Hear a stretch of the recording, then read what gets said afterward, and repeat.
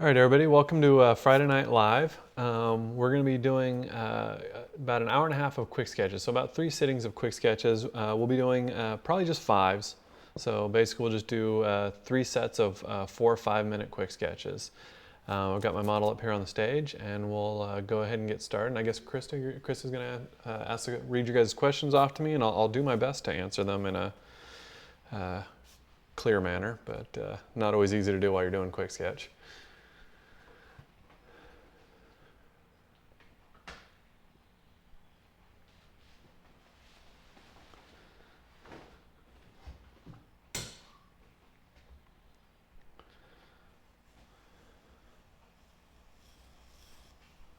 Whenever I'm starting quick sketch, I start with a nice clean oval for the head, get the gesture down to the shoulders. It usually corresponds with the sweep of the neck, but it's not necessarily in a literal way the neck. So sweep of the shoulders, main line of action, shoulders down to the crotch. Get the shoulders, tips of the shoulders, come down to the crotch. Outside of the neck, out to the hip, outside of the neck, out to the hip. Square off the hips, get that tilt.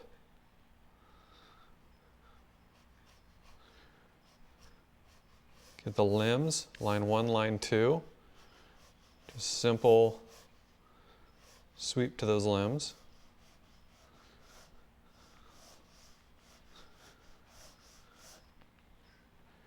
Mainly looking for the action. What's the activity? What's going on? What's it doing? That's what's most important to me in quick sketch. And when we're dealing with gesture, it's really more of a 2-dimensional concept. I'm not really worried about foreshortening or anything yet. I'm just, what's that sweep? Usually limiting it to a C curve, S curve, or straight.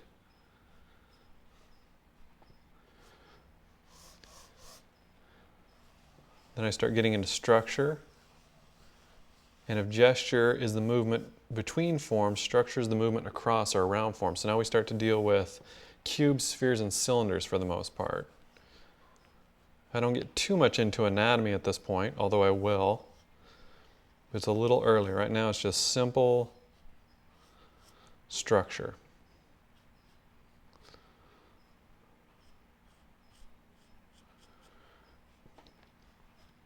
Maybe some interior anatomical rhythms, for instance, the pec rhythm,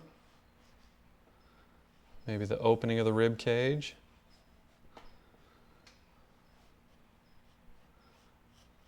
maybe along the top of the pelvis. And that feels pretty good to me, so now I'm going to get in and start doing some mapping. And with mapping, what that entails is getting into the shadow pattern. So essentially applying a light source to our forms. So first, what are the forms doing? Then what are the forms? And now what is the lighting on the form?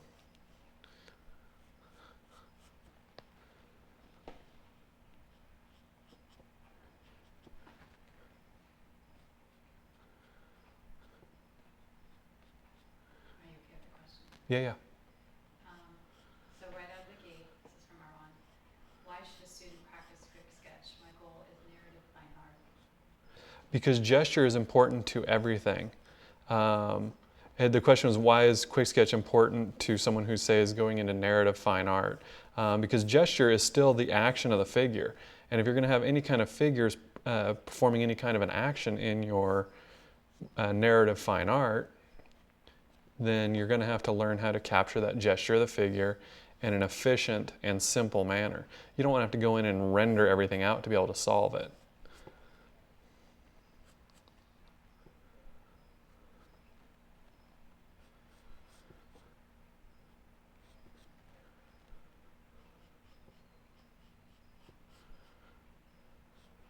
This is from Hisham.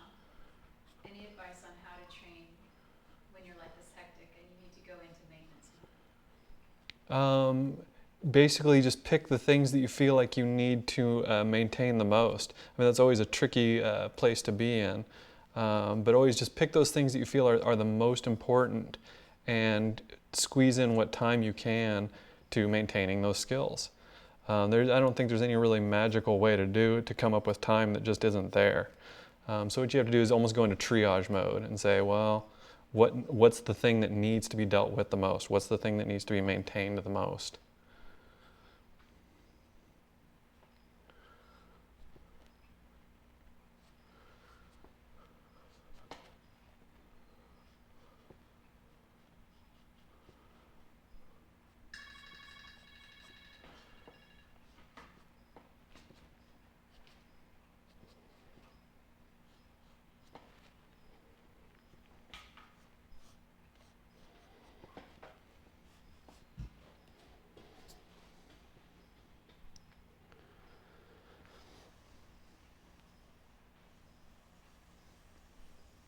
So get a nice clean oval for the head, gesture down to the shoulders, gesture of the shoulders, main line of action, shoulder down to the crotch, shoulder down to the crotch, neck to hip, neck to hip. Get that weight-bearing leg planted down on the ground.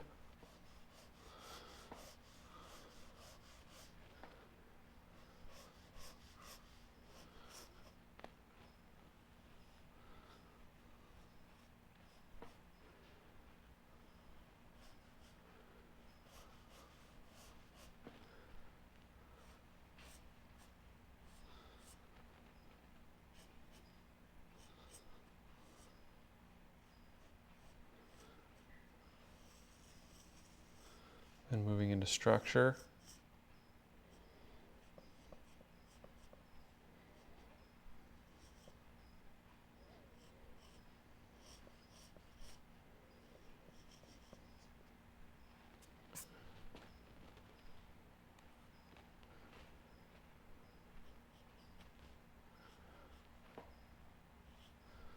The torso is actually flexing backwards, so his back is bowed away from us. So I'm going to take these torso rhythms and start to wrap them around that torso to try and get that to come across. So redesigning those abdominal rhythms, for instance,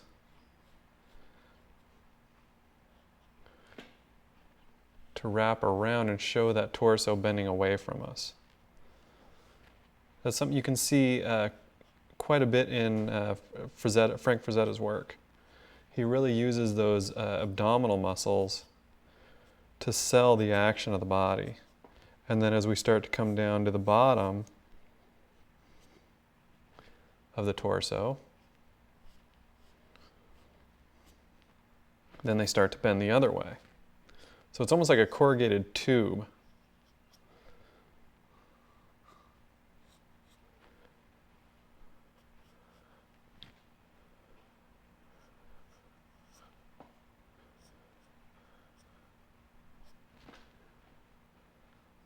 Here's a question from Bianca. How do you effectively do a master copy of your favorite illustrator, for example, Linda? If you're saying in charcoal, then it's pretty simple. I get out one of my favorite paintings of theirs and I set it up in front of me and then I draw from it and I try to break down how they achieve certain effects or basically how they do what they do. I don't just copy what they're doing. I try to actually think about it and break it down. That's why sometimes a master study can take what seems like an inordinate amount of time, because you should be slowing down and thinking about what you're doing and not just doing a rendering of their style, but actually trying to break down their thought process and how they actually do what they do. So in essence, trying to get inside their head, trying to think how they think.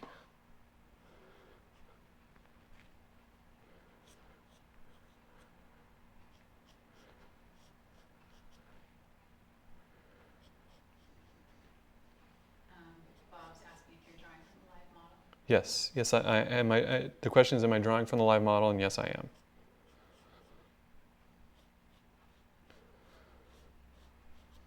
What is the difference between the Riley method The Riley method of abstraction deals with simplifying complex organic forms into simple to understand rhythmical grid.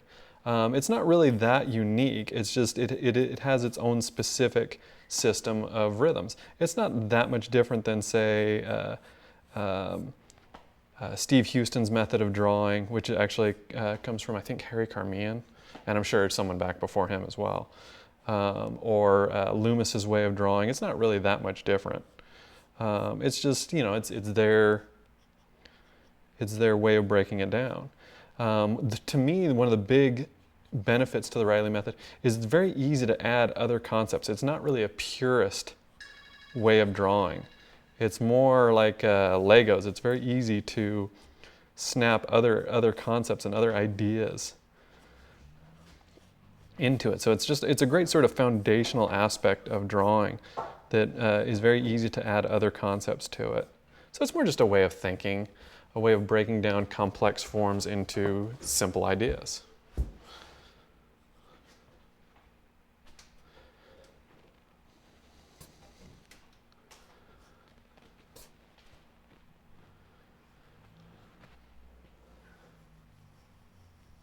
So now we've got a back view, but the system still pretty much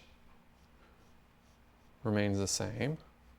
Not too much changes. I mean, some of the specific anatomical rhythms obviously will change, but the basic idea remains the same.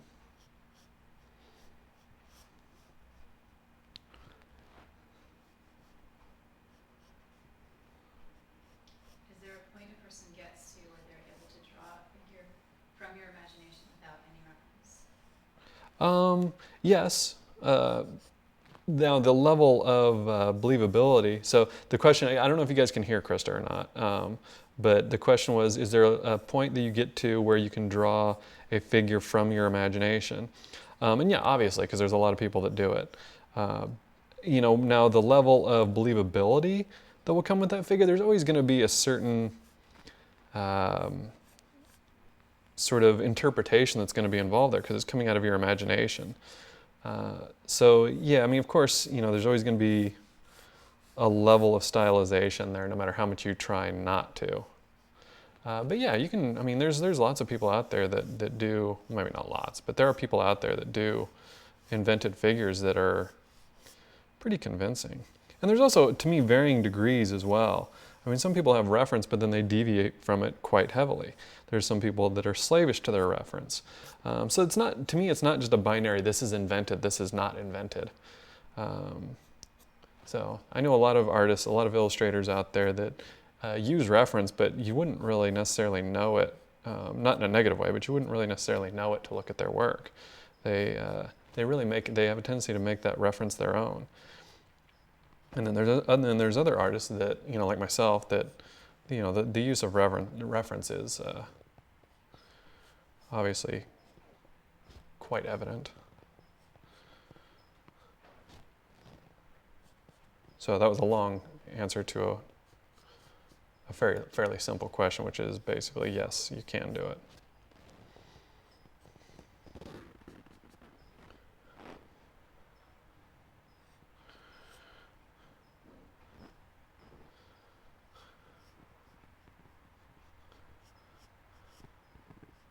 You talk a little bit about how you're using the pencil. The question, and they can't hear me.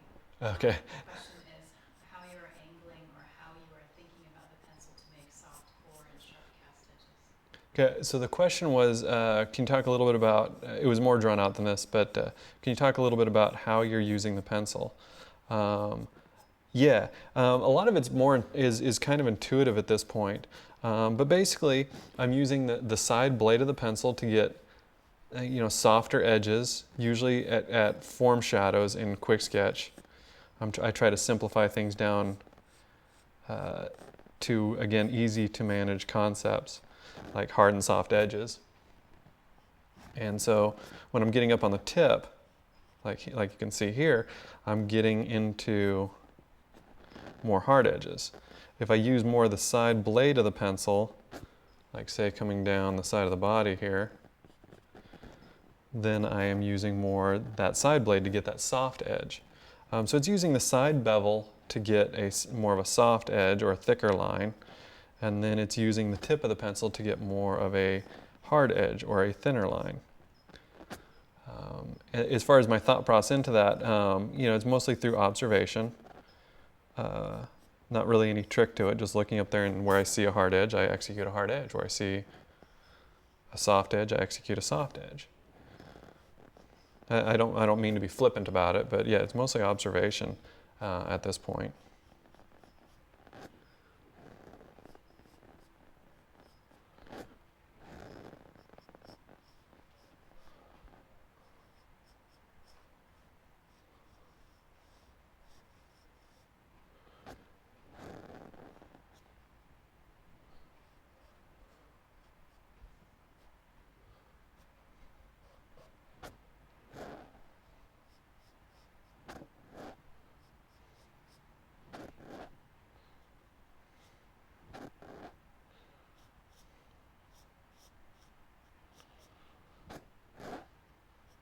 This is similar to the earlier question. What type of quick sketching would one benefit from if he is trying to get into concept illustration?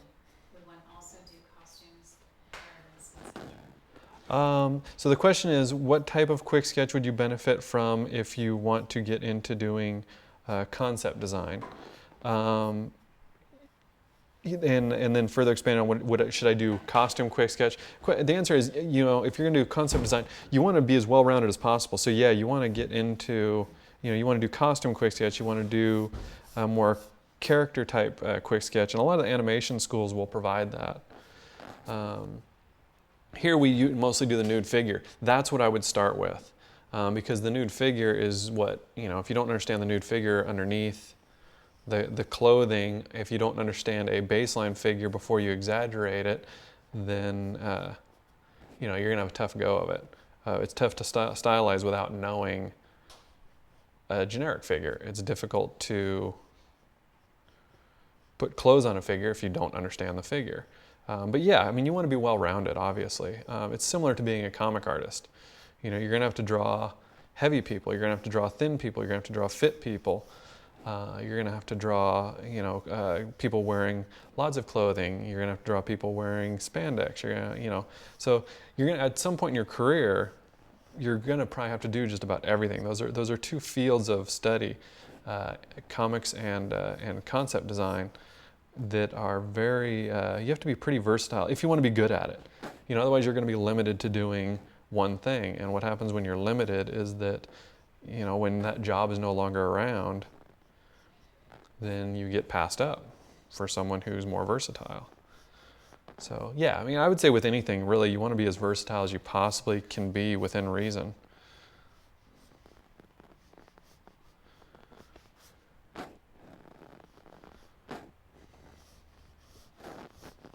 I try not to let anything other than time dictate my versatility. I'm not a big fan of skipping over things just to skip over them. I might not have time to study something as much as I want to because I just don't have the time for it. But if I have the time for it, when you're a student, man, you don't have time for anything else. You should be studying art when you're an art student. But so yeah, all those things. Try to get as well-rounded a base as you can before you get out there, start working, because there's not going to be a lot of time to pick up new skills once you're working.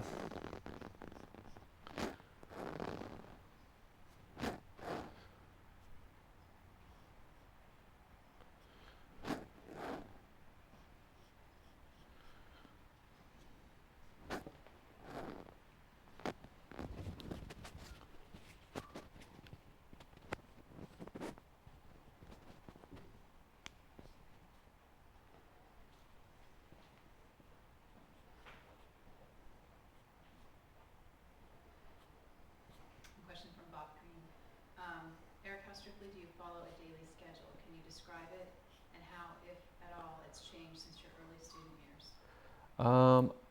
I don't, well, I follow a daily schedule, but not how I think you mean. I think you're referring to, do I draw, head drawing between, 8 o'clock and 10 o'clock. My schedule is more along the lines of, when I stop to eat, when I work out, things like that.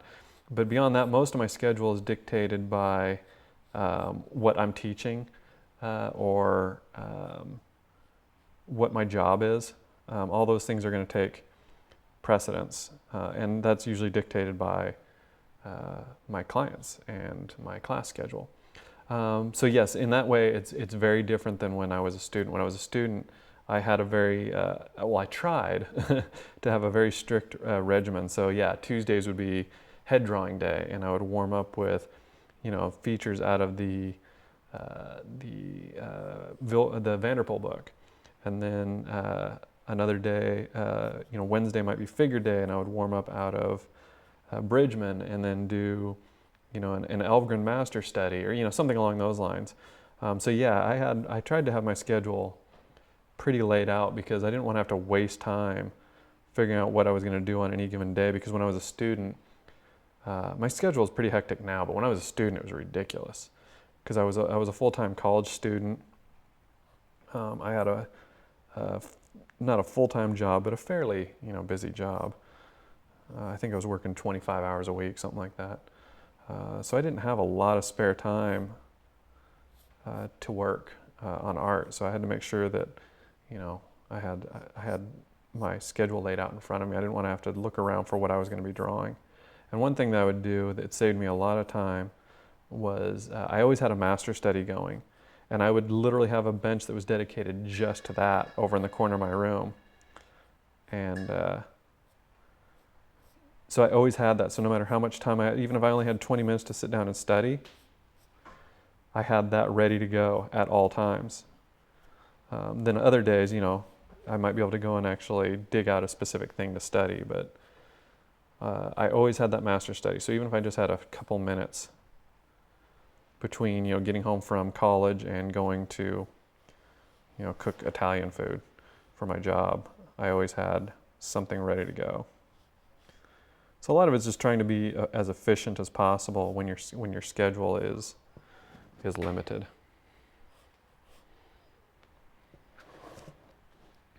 Okay, so there's our first set of 5s. We're going to take a short break here. You guys can feel free to keep asking questions. I'm just going to go over and sharpen my pencil up before we get started here in about 5 minutes.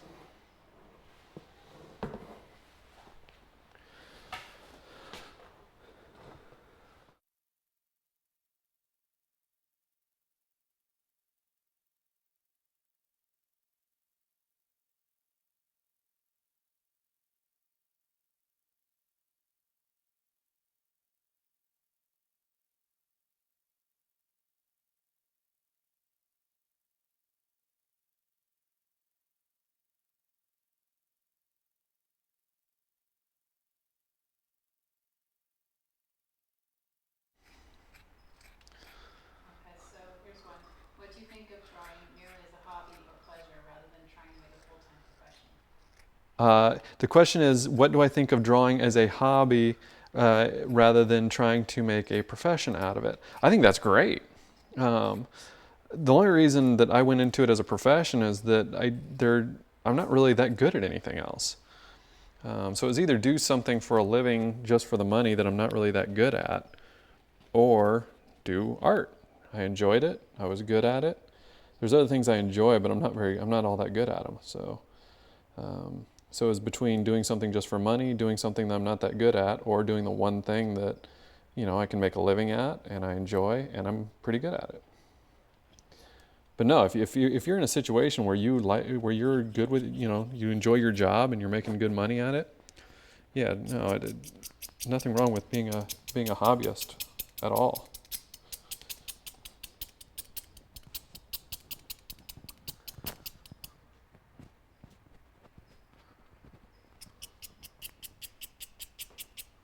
Any good books on the Riley method? Not really. There's a book by Jack Ferragasso that's okay.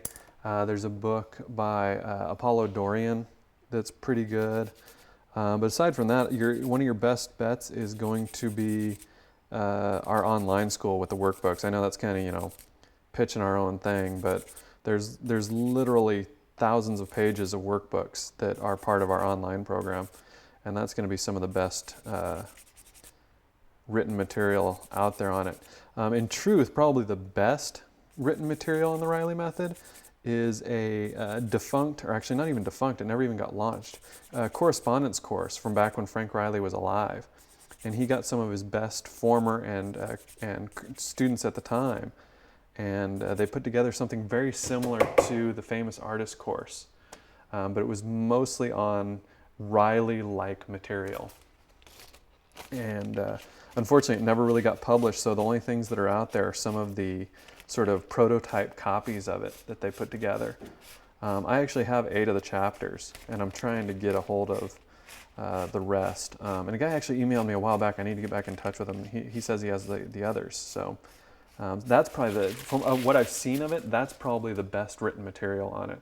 And many of the chapters were written by Riley himself rather than one of his students. So, straight from the horse's mouth, as it were. From Sherry, how do I find my why? I love drawing and I want to get good, but how is art making an impact on anything other than me? It really falls flat in the meaning department when I start thinking about it. The question is how do you find your muse, essentially? How do you find your why, the reason for why you're doing it? I think you answered your own question. I don't think you need a reason better than that. If you're just doing it for yourself, I think that a deep philosophical motivator for you doing artwork, I mean, it's great if you have that, but I trust me, I am one who thinks that that is not necessary. I mean, the stuff that I paint and draw, the stuff that you see out there, they're not just jobs. It's the stuff that I actually like. I like painting Frankenstein. I like painting Alien. I like painting horror movies. It's what I enjoy. So, it doesn't need to necessarily be a deep philosophical meaning. It can just be, I like drawing this thing, or I just like drawing, or I just like painting. Don't get down on yourself just because you don't feel like you have some deep philosophical, religious, moral, reason for doing art, because it's not necessary. If you think you personally need it, what I would say is expose yourself to more things. Travel, read, just expand your horizons, look into different things, and eventually what you're going to do is you're going to fall in love with other things aside from art. And then if you have a way of combining those two things, that's going to be your why. For me, I love movies. I love pop culture. So I draw and paint pop culture. It was fairly straightforward for me. Jeff loves to travel, so many of his paintings are of the places that he's traveled to. So it's to me, I guess the short answer would be find something else that you love. If you love art just for art's sake, that's enough. You don't need more than that. But if you have something else that you enjoy, traveling, movies, a favorite author, whatever, it doesn't really matter. Just start painting the things that you enjoy aside from art.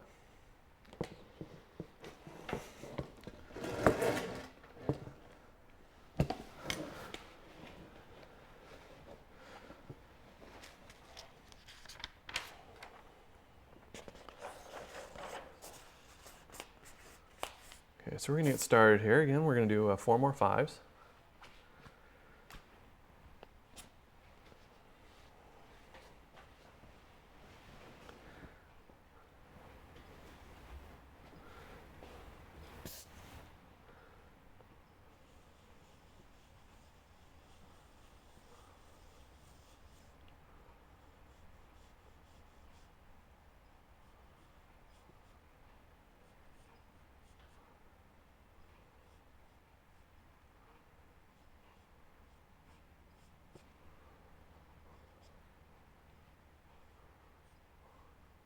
Here's another one. I'll be in your Quicksketch class live stream this next term. Any recommendations on exercises to prepare? Okay, so the question is, this individual is going to be in my streaming Quicksketch class this semester. Awesome, glad to have you in there. Is there anything that they should be studying to warm up from the semester? Not particularly. I'd say just get some drawing in. Make sure you're warmed up coming into the class so that you're not using up the first couple weeks of that class just getting your hand warmed up. So this video, I believe, will be on YouTube even after we've filmed it, right, Krista? It'll be backlogged on there. So you'll be able to watch this video, and just watch this video would probably be my best recommendation. Maybe draw along with it. You know, just try to copy the drawings that I'm doing and get yourself familiar with the process.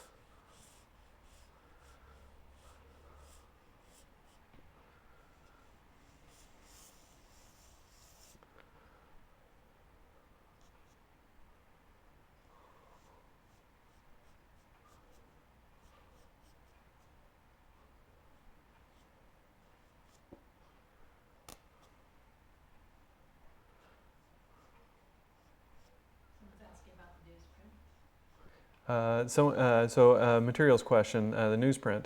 I think this is just the Pro Art brand, which is what we carry here at the school. Nothing necessarily fancy. I know that you can't necessarily get it everywhere, but it's not really anything fancy. Just Pro Art smooth newsprint. And it's mainly because just that's what's most readily available to me. I don't really necessarily have a favorite. But this stuff it works well. I like it.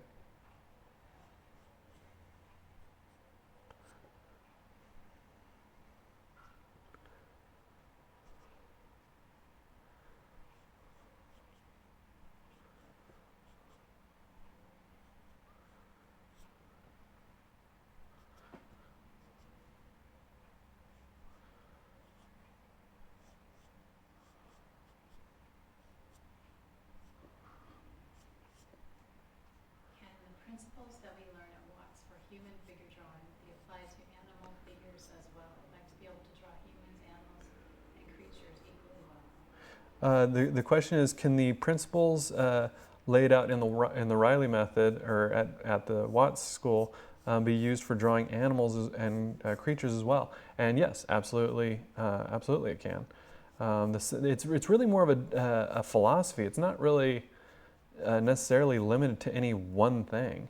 Now the specific Riley abstraction, yes, of course that's meant for human figures, but it's not a real far reach to extrapolate that same idea and develop abstractions on the fly for just about any animal or any creature, especially primates obviously would be very easy because they're not that much different. But what my recommendation on that would probably be to study comparative anatomy. Try to find how the anatomy of individual animals works, because you're going to find that it's not that much different. The proportions change, but the anatomy really doesn't change that much. I mean, the anatomy of even like an alligator isn't that much different than human anatomy. It's just the proportions are a bit different. You know, it's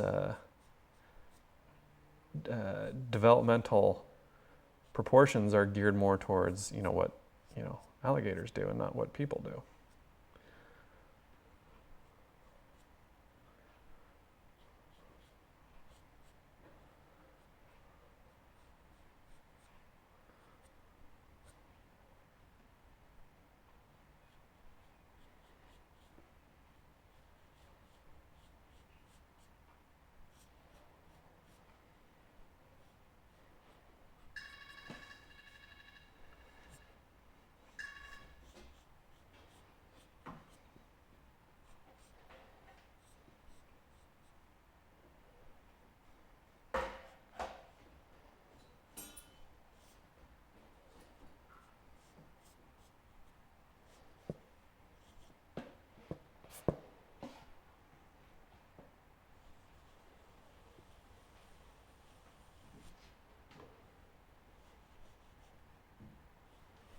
Diego, hi, could you tell me about your online classes?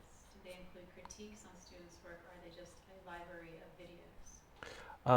There are actually, the question is, can you tell me about your online classes?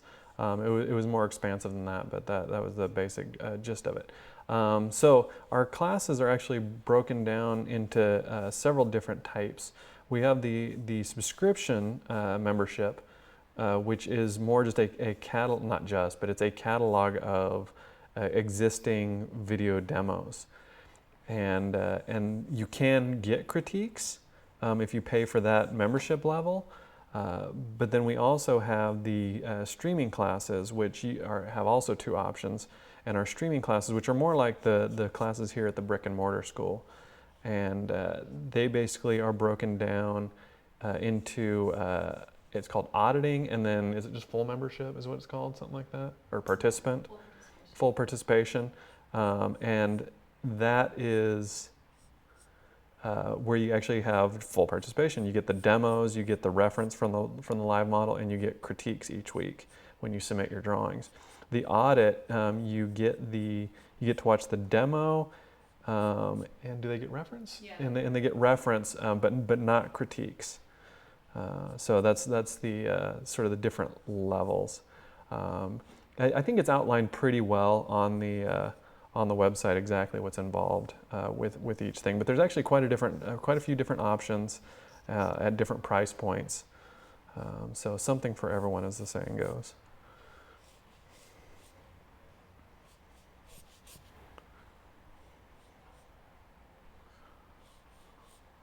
Someone's asking about static or symmetrical poses, how to make them more dynamic. So someone's asking about static or symmetrical poses and how to make them more exciting, more dynamic.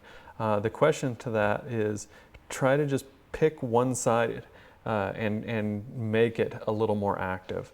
That would be my recommendation. If that's not the case, then accept that you would just never pose a figure that way. I mean, sometimes when you're in a classroom environment, you have to accept that it's less than ideal. And sometimes you just put in a workman effort and just say, well, you know, I would never in a million years set up a figure like that, but that's how it is from where I'm sitting. And then you just, you know, you do a nice, you know, adequate technical drawing of the model. But yeah, not every pose is going to be great from where you're at in a classroom scenario. But if really dig and try to find that side that's maybe a little bit more active, would be my recommendation, and then enhance that activity.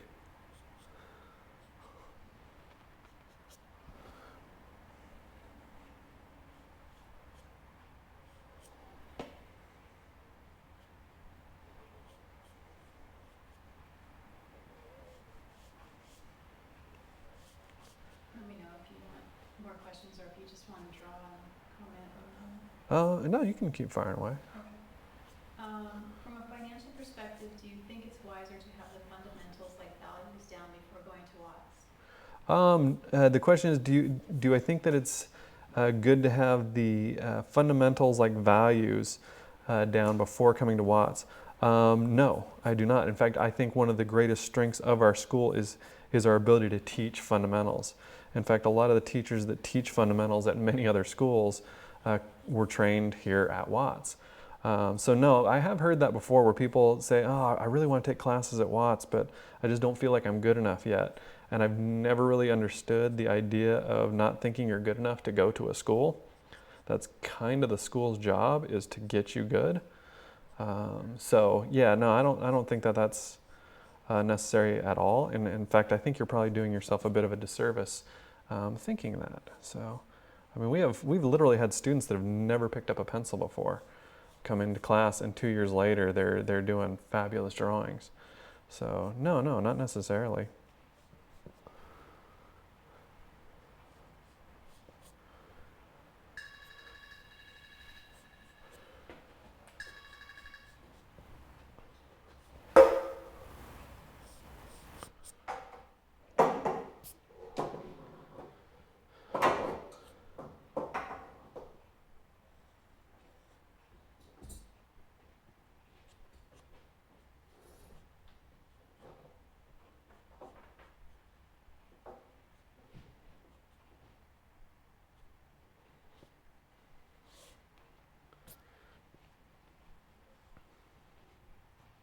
Fabio is asking about the sketchbooking class, when it's going to be available in the new site. And it should be next week, but So the question is, when will the sketchbooking class be available on the membership at the school, the online school? And Krista just notified me it should be next week. It is in our next batch of releases. So whenever that next batch of releases comes out, which right now it is planned for next week, but yeah, very, very, very soon. So there you go. Very exciting.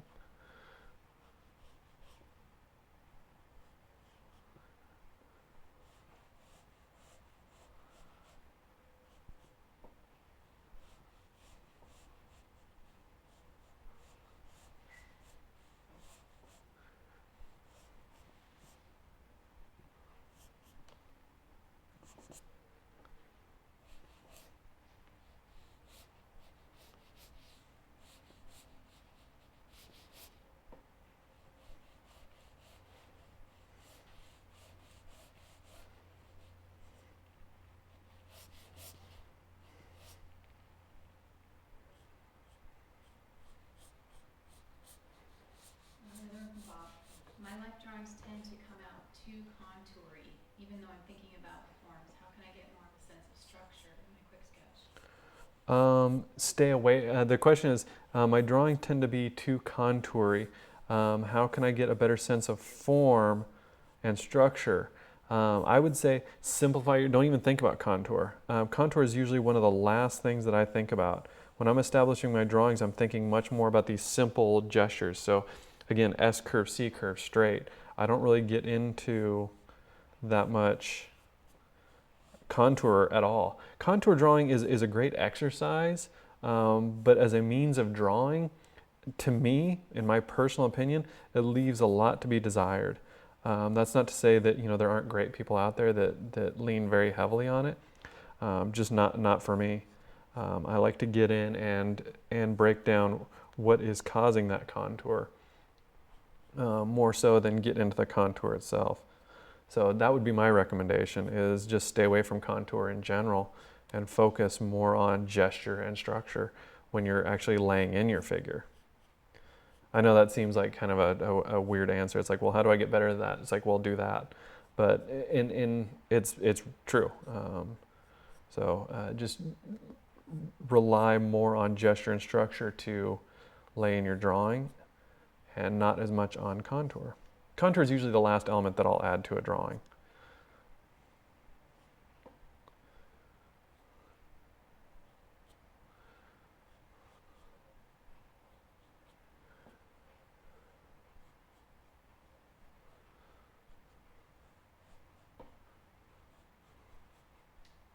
How do you adapt your manipulation of edge and line towards the model and their body type? How do I adapt my use of calligraphy and line to individual models, is what I understand the question to be. And I don't, I imagine I probably do that. I don't really have an answer for it though, because it's not really something that I do consciously.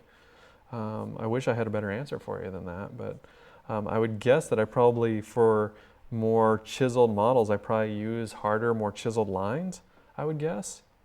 But I'd actually have to go back through my drawings and break that down and see if that's the case. But that would be my suspicion.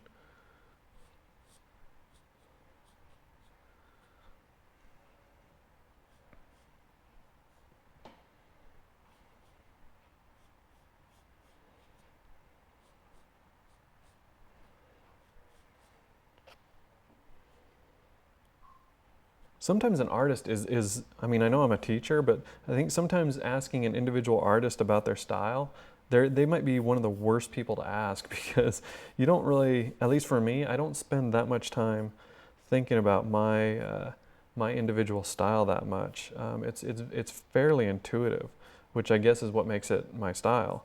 But I spend a lot, I could probably tell you more about Jeff's style than I could about mine, because he's someone that I've studied so much. And certainly a lot of his style has ended up in mine. But yeah, I don't know. When I draw, I just kind of, I draw. The technical aspects are there, but I don't really give that much thought to that kind of minutia. It happens so quickly. And I also just don't want to take all the joy out of it.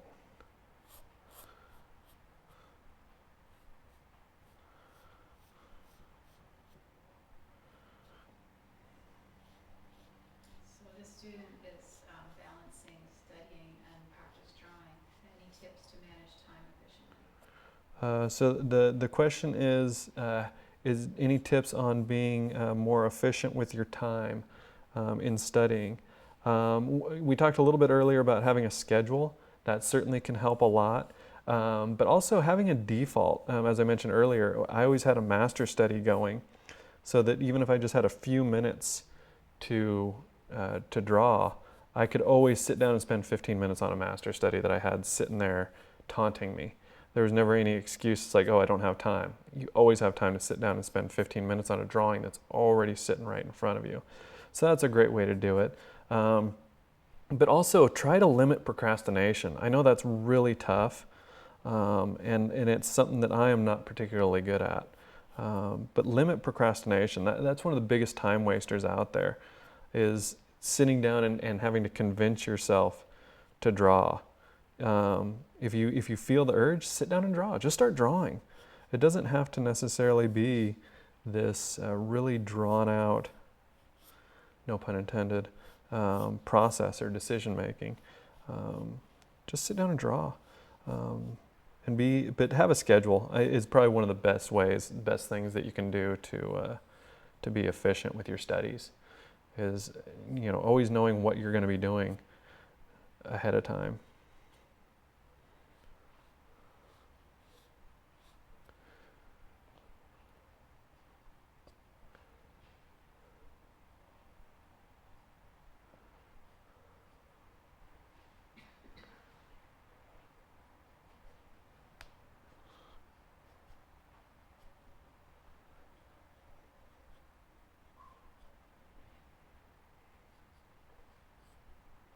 What goes through your head when designing the shadow shapes when mapping? What goes through my head when designing the shadow shapes when I'm mapping? The biggest thing is trying to create a pattern that communicates the idea that I'm trying to communicate. And when I say pattern, I mean that in a very literal way. I'm trying to tie those shadows together.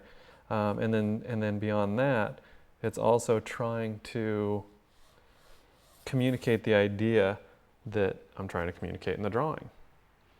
So if I'm trying to, get a form to come towards me, I'm trying to wrap that shadow around that form and use it as almost like a cross contour. But always communication and aesthetics. Those are the two things that are going through my mind.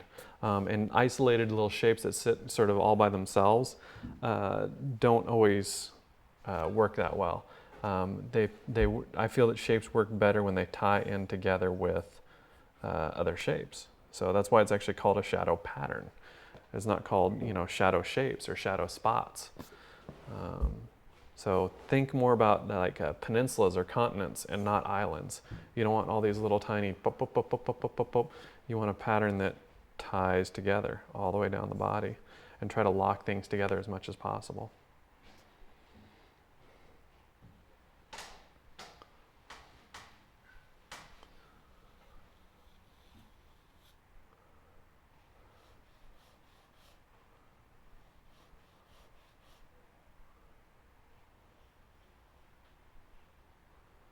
So is there no portfolio required to join classes? Is there a portfolio required to join classes?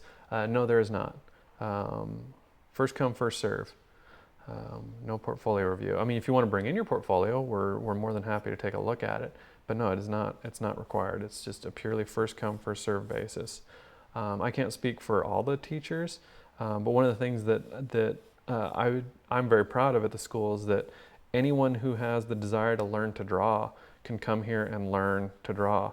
You don't need a ton of money. You don't need a scholarship. You don't need pre-existing skills. All you need is a desire to learn to draw.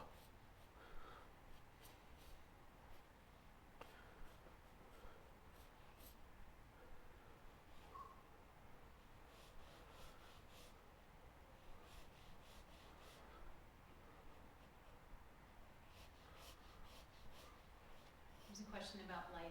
How do you deal with flat lighting? Do you always try to add more dominant source of light? If not, when do you feel flat lighting looks okay in composition? So the question is, how do you deal with flat lighting? It depends a little bit on what you mean by flat lighting. If you mean very diffused lighting, Yes, I will punch up shadow patterns. Whatever light source I can see that's there, I generally, personally will pump that up. I don't think that that's necessary because I see artists out there like Jeremy Lipkin, who does marvelous stuff with very diffused natural light. So I don't think it's necessary, but yes, I will pump up the shadow pattern and increase the contrast and the shape containment. If you mean flat lighting being right underneath the light source, then in that case, you end up relying more on halftones. But also, I don't think that that's necessarily a bad thing either. Those are what I would consider two more challenging ways of working. So the two people that are jumping right to my mind with more diffused lighting would be someone like Jeremy Lipkin, who does a lot of stuff with diffused natural light, and it works out great for him. But he's a fabulous, value painter and edge painter. With the other, where you're sitting right underneath the light source, so you're not getting a lot of shadows, then I would point you to Gil Elvgren, who again, wonderful painter. But both scenarios can be handled masterfully. But yeah, if you want a good, strong sense of three-dimensionality, yeah, you're going to need some stronger shadows. Otherwise, you're going to have to rely on some other tricks like color or halftones or other aspects of drawing, and not as much value.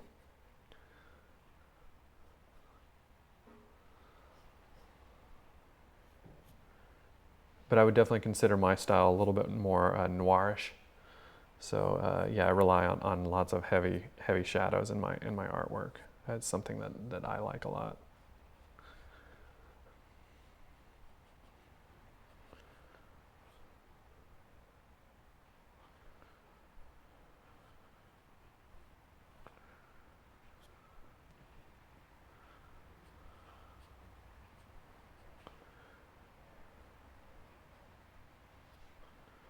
So this is Joseph. I can't attend Watts in person, but will be taking online courses. Is it possible to attain a similar level of mastery taught through self-teaching online courses? So the question was, this individual, Joseph, I guess, cannot attend the physical school, the brick and mortar school, and was wondering if you can achieve the same level of mastery through self-education through the online classes.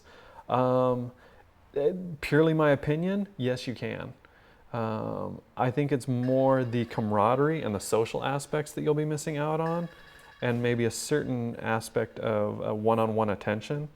But it's obviously yet to be seen, because the online school is just heading into kind of its adolescence at this point. So this isn't based on anything technical, but yes, I think I think desire is number one. If you have the desire to get good and you're presented with the information, then I don't see any reason why that wouldn't be the case. Might it take a little bit longer? Might it be a little bit harder? Might you need to be a little bit more self-driven? Yes. But is it possible? Yeah, I would think so. I mean, I've had a couple of online students that have done spectacularly well, in my opinion. So yeah, I don't think that it's certainly not impossible. If you have the desire to do so, and you're really dedicated, yes. Being here at the school, I think you're getting to be immersed in it, but also you get that camaraderie. So you get that sort of healthy, almost sibling competition going on with some of the other students that I think can really help a lot. Rather than if you're at home, then there might be the tendency that your friends will want you to go out and do other things, which isn't a bad thing by any stretch, but it does take you away from your studies.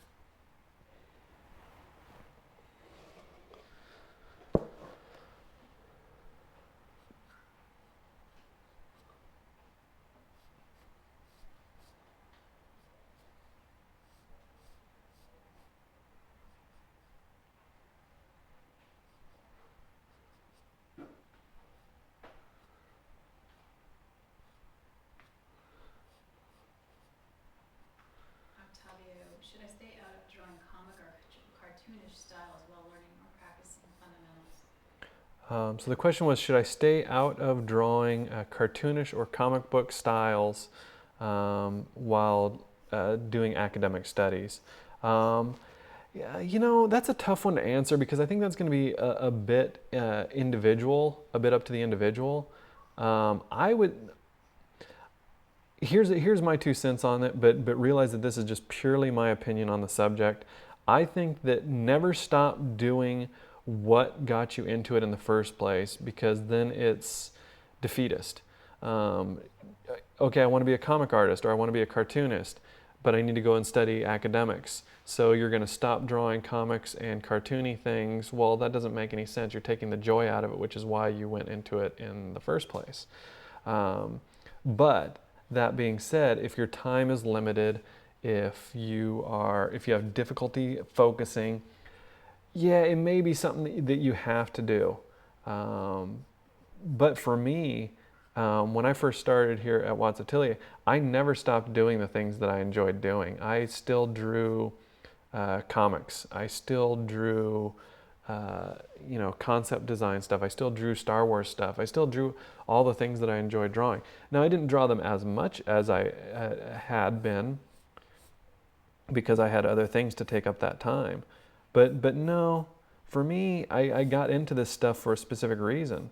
And so I'm not going to stop doing that stuff just because I'm studying academics. I would try to always carve out a little bit of time for myself to still draw the things that I enjoy. But no, I don't think there's any harm in it. It's more just that it takes time away from the things that you're studying is the big problem. But no, I don't think that there's a problem in it study-wise personally.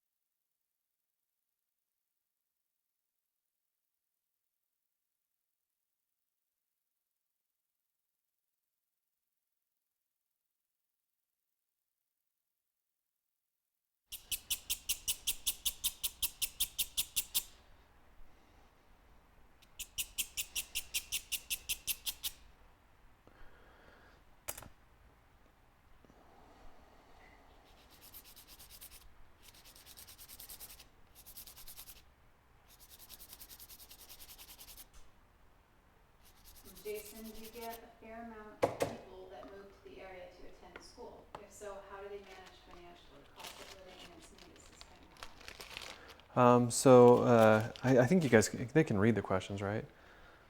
So this was a question, this is Jason's question about people moving here to study and how do they afford it. Yes, we do have quite a few students that move here to study.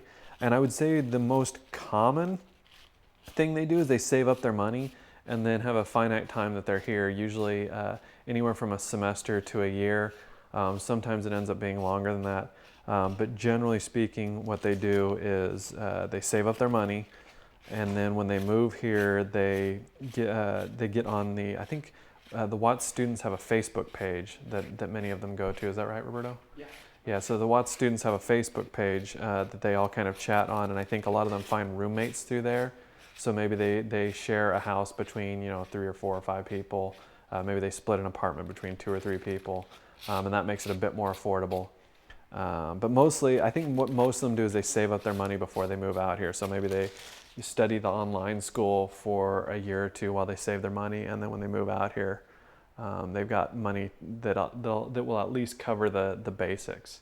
The nice thing is we have, for Encinitas, a reasonably affordable set of apartments across the street that's walking distance, so you don't need a car.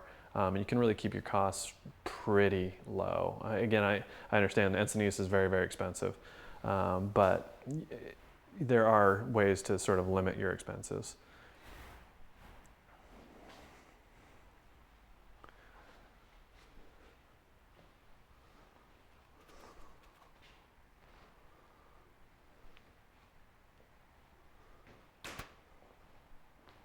What is a good way to get into painting after spending many years just drawing? Is there any sort of painting exercises that will quickly build color knowledge, etc.? So this is a question about getting into painting when you've been drawing for many years. Probably some of my best advice on that. Well, best advice would just jump in and do it, and understand that you're gonna struggle with the medium for a little while. But one of the ways to do it is to use actually the Riley method, which is outlined on our online school, and also there are a couple of good books on the Riley method of painting, which allows you to, it's not really wet into wet painting, it's a little more procedural than that, but it allows you to lean on those drawing skills a little bit more. You start off with doing a pick out underpainting, which is a lot like drawing in charcoal but with oil paint. It functions very much the same way, so you just use burnt umber paint, start with a white canvas, and you basically, the more opaque the paint, the darker the value, the thinner the paint, the lighter the value, just like with charcoal. So that's probably one of the better ways to sort of stair step your way from drawing into painting. So there have been some persistent requests to have you maybe do one where you're talking about the lines and not taking questions. Okay, sure. Okay, so there's been some requests for me to do more of just a heavy verbalization demo and not take questions. So that's what we'll do.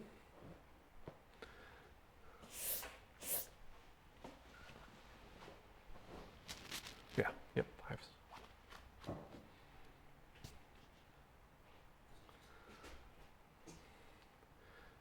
Okay, so as I've mentioned in previous drawings, a nice clean oval, so practice those ovals.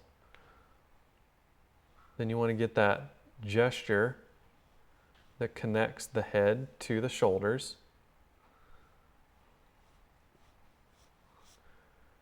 In this case, it's more of a profile, so we don't really have shoulder to shoulder, but this near side shoulder is tucked up right underneath the head, so I'll indicate that with an oval. Then what I want to do is get the, actually it's probably a little bit further over here. So then I want to get the main line of action. In this case, because it's profile, I could either come along the back down to the sacrum, or I could come along the center line at the front of the torso and go down to the crotch.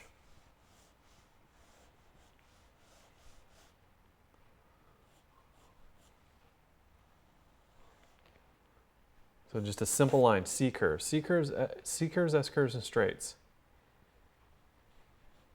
So then I'm going to come from the far side shoulder down to the crotch. I'm going to come from the neck out to the hip, and what I'm looking at for that is the angle from that landmark to that landmark. So from the neck out to the hip.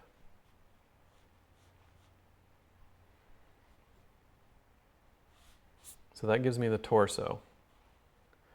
Now next I'm going to establish the limbs. And with the limbs, it's basically line 1, line 2. So I come into one side of the limb, and then the other side.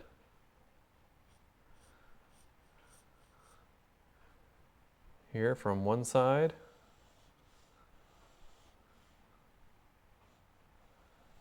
and then the other side. Not really worrying about where they end right now, just getting that main line of action. And then from the hip over here on the far side, I want to get that far side leg. Get that planted on the ground. Near side leg.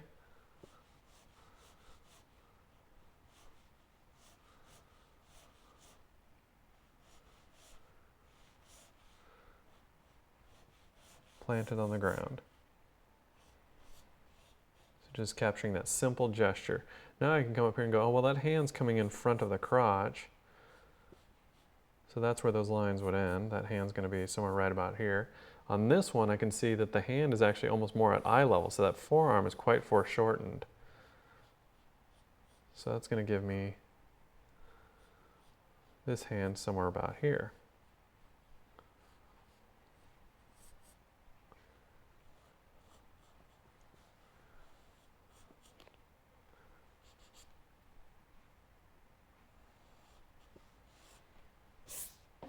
Now I can come here and, well, the crotch is usually about halfway to the ground. So that'll give me that foot right about there. And then this foot, he's up on his toes. And that's coming down a little bit lower.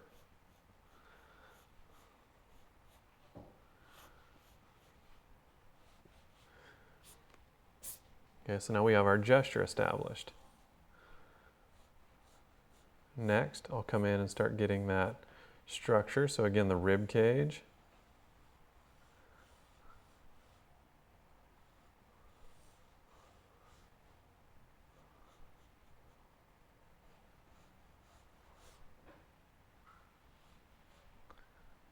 We've got the pecs. And that's going to lock right up into the deltoid, the shoulder muscle. Here the shoulder muscle is overlapping and hiding a bit of the information. Rolling across the hip, drawing through that arm over to the other hip.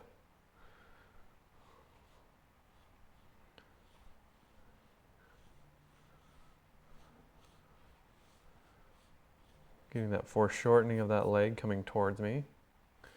And then that leg really isn't foreshortened. So now I can start getting into that mapping.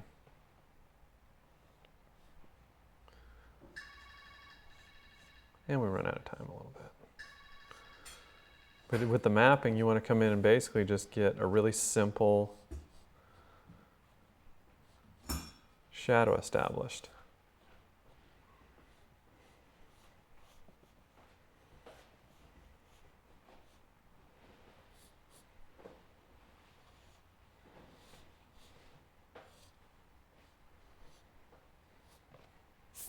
So that's not obviously near as flashy as some of the other ones I was doing, but that's what happens when you slow down to something a little bit more technical. So here we're going to have a back view, so I'll go over some of the lines that I would use on a back view. So he's sitting on a stool, so we're not going to really have too much involved in the legs.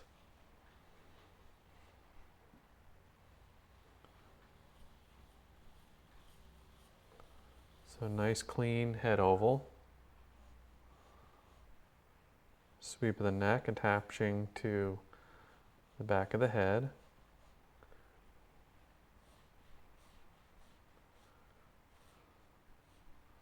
Coming down, connecting to the shoulders going downhill. There's a bar running across the middle of his back that he's using in the pose that I'll get to at some point, but right behind that is the 7th cervical vertebrae. And that's a really good place to start your main line of action, and then come down to the sacrum, which is that flat at the back of the pelvis. Finding the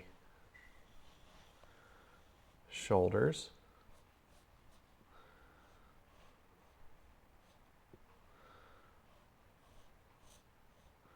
And also coming down to that sacrum.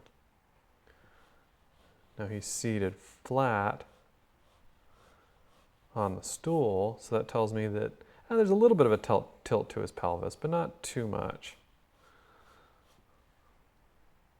Coming from the neck out to that pelvis, and then square off the pelvis. From the neck out to the hip. Square off that pelvis. Gluteal cleft, fancy name for the butt crack. Then this leg is showing a little bit. Simple S curve flowing down to the ground. This one's coming off over here, and then the stool he's sitting on has some drapery on and it's doing something. like that. This arm is sweeping out here, so simple C curve. Simple C curve. And this arm is coming up here. A couple of simple C curves. And then this post is coming across the back like so. So now I'll come in and get that rib cage.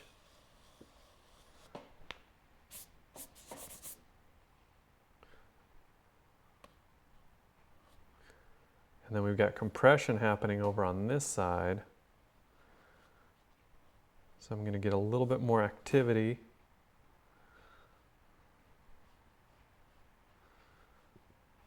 Happening over here. And then over on this side there, it's being elongated or stretched. So that's getting our stretch and pinch. So over on this side, very simple.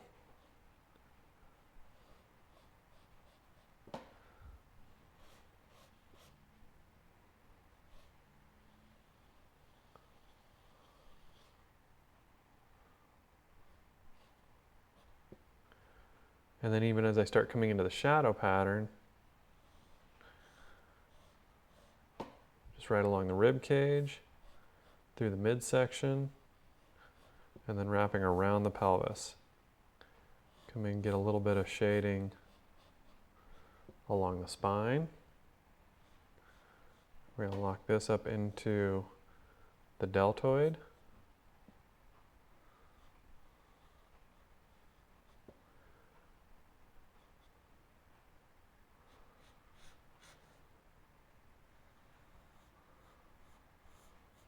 And up into that arm.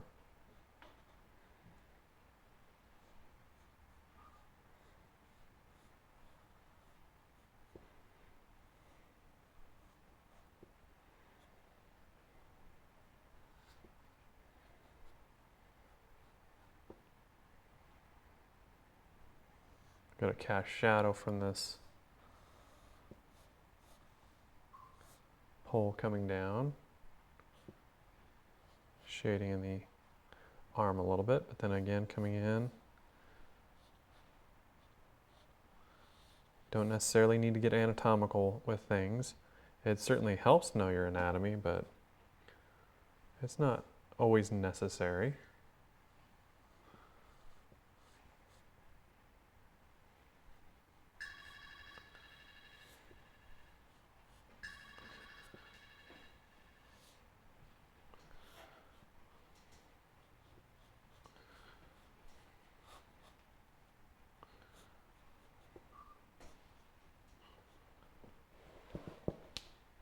There's a much more simple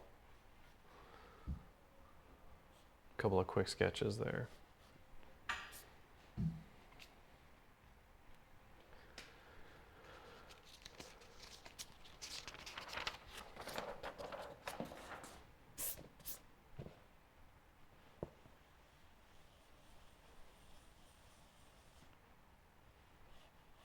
So head, sweep down to the shoulders. Sweep of the shoulders.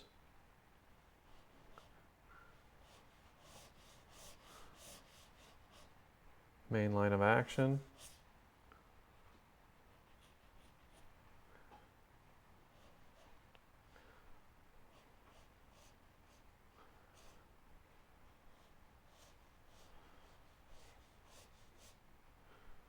Shoulders down to the crotch.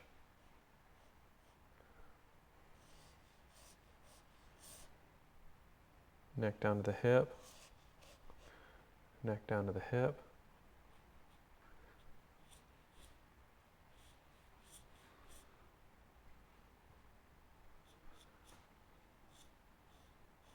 Line 1 and line 2 for that arm.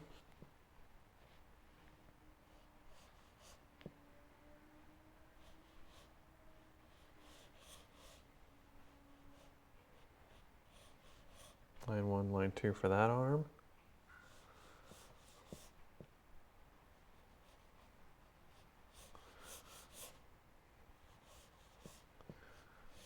Line 1, line 2 for the leg.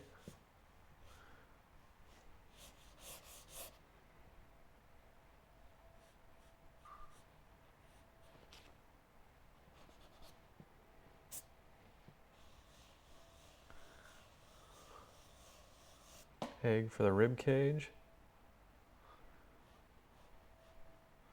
Add on a little bit for the lat there.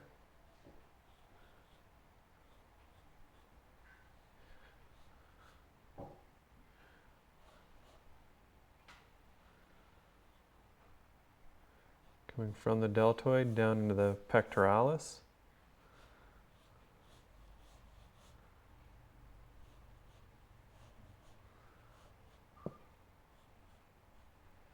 Pectoralis over to the other deltoid.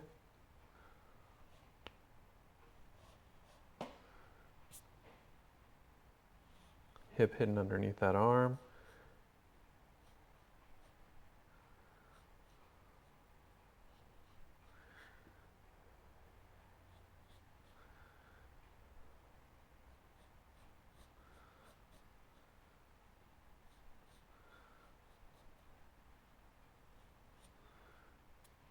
Hand.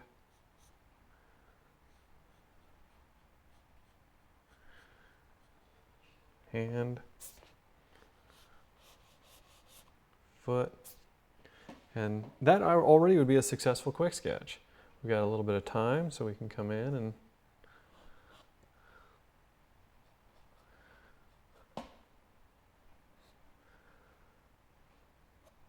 get a little bit of mapping going on there.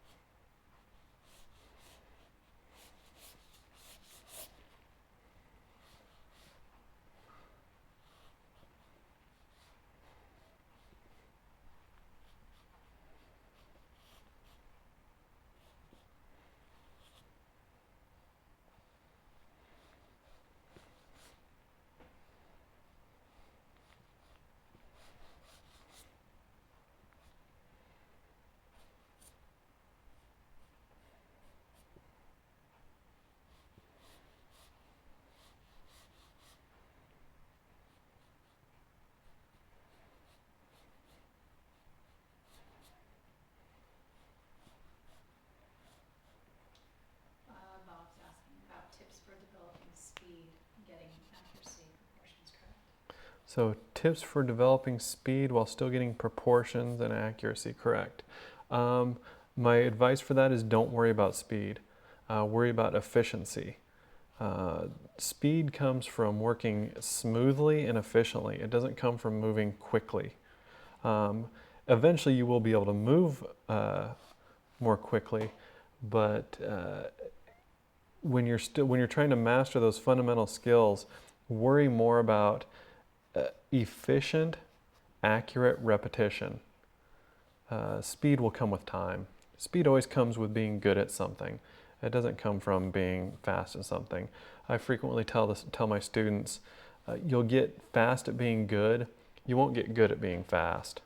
So focus just on the fundamentals at first, and that speed will come from being efficient.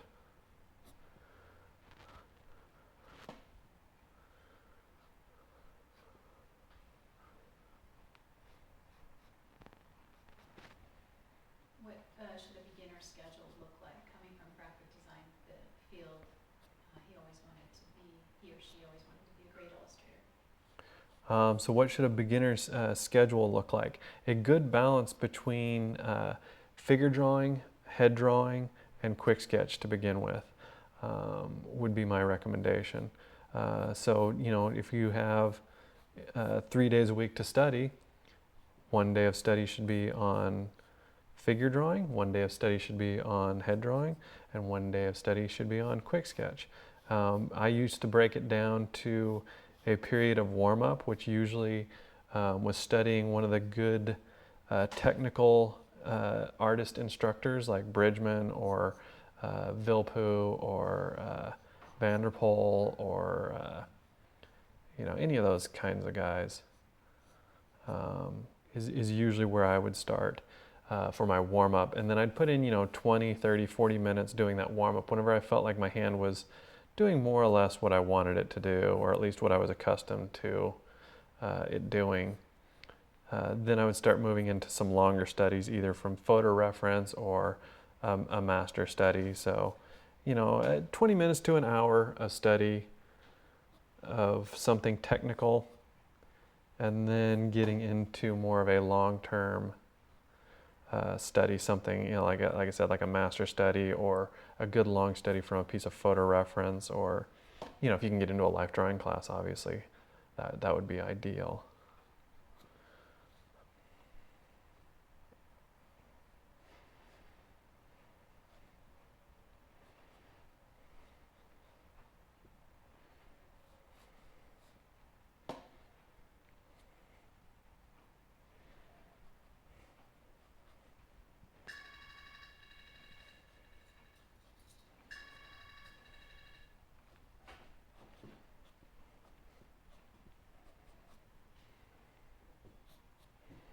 All right, thank you, Roberto.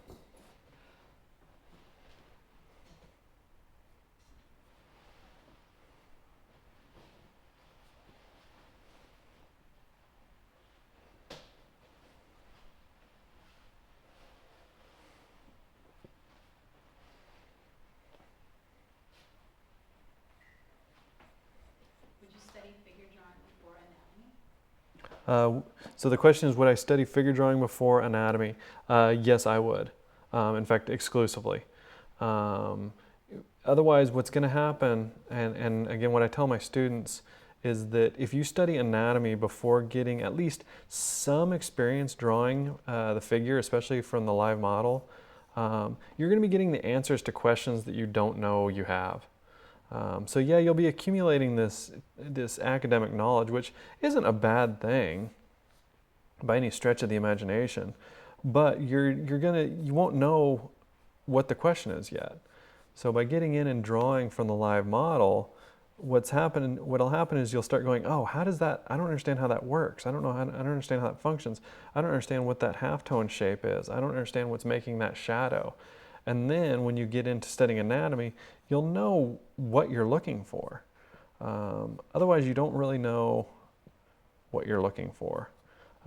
So yeah, I would recommend getting into some drawing first. Always draw first.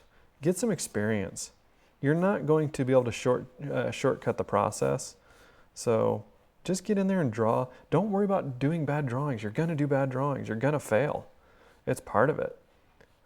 It's not about, failing. It's about learning from those failures, learning from those mistakes. That's the biggest key.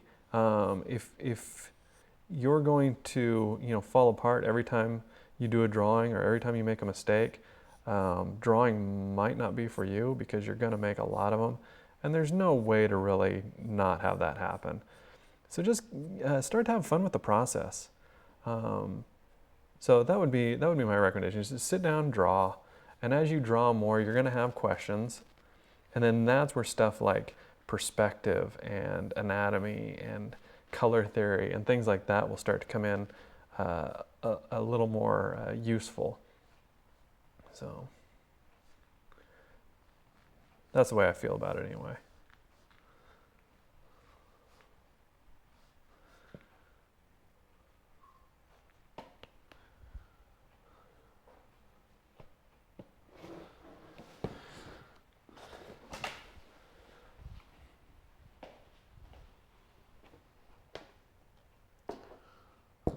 So I can stick around and answer a few more questions if you guys want, but I think that's going to be it for the drawing.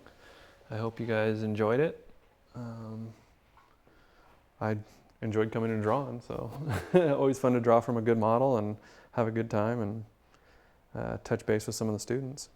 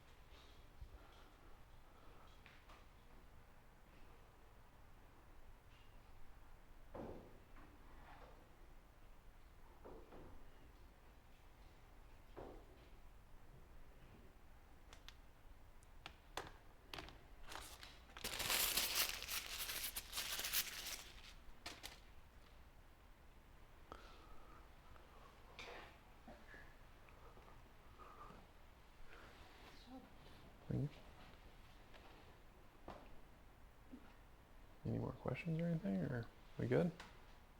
Are we still on? Eric, are we still broadcasting?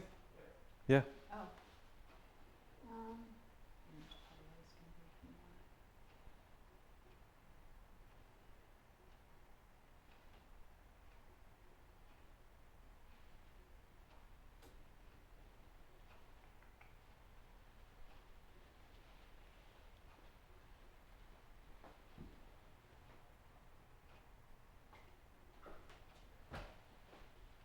I was answering questions while you were talking, so. All right, well, that looks like that's going to be it, everybody. So thanks for tuning in and watching me draw. I hope it helped you out and clarified any questions you might have had.